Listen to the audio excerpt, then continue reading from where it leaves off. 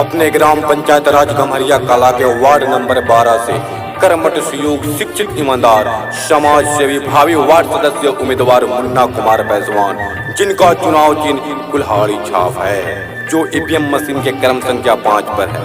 तो मेरे प्यारे मतदाताओं, चुनाव चिन्ह कुल्हाड़ी छाप क्रम संख्या 5 के सामने बटन दबाकर अपने मुन्ना भाई को भारी से भारी मतों से विजयी बनावे।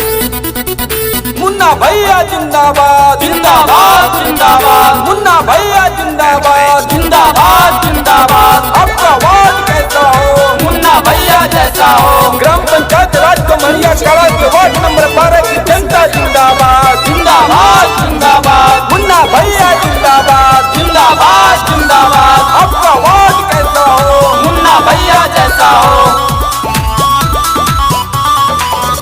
बड़े वोट मांगे दौड़े तू हडिया, दौड़ा से कोहड जोड़ी कोडस को हडिया। बड़े वोट मांगे दौड़े तू हडिया, दौड़ा से कोहड जोड़ी कोडस को हडिया। अब कि नहीं के भूलई हो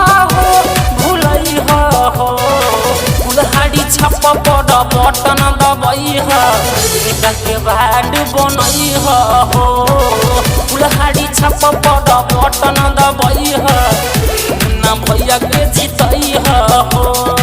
राह संघर्ष की जो चलता है वही संसार बदलता है, राह संघर्ष की जो चलता है वही संसार बदलता है। जितने रातों से जंग जीती हो वही सूर्य बनकर निकलता है, वही सूर्य बनकर निकलता है। मुन्ना भैया जिंदाबाद जिंदाबाद जिंदाबाद। सुनिए चाचा चाची दे दी हो वोट हो, अब की विकास सुनी अपना बाट के कड़ई में हो, विकास के दरिया बहई है हो।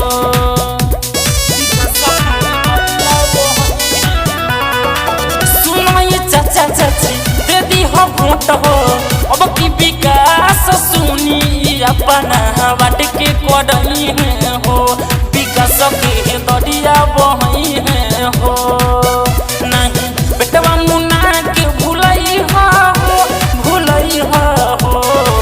कुल्हाड़ी छाप पड़ बटन दबई ना भैया के जीतई हो कुल्हाड़ी छाप पड़ बटन दबई के बाद बनई हो।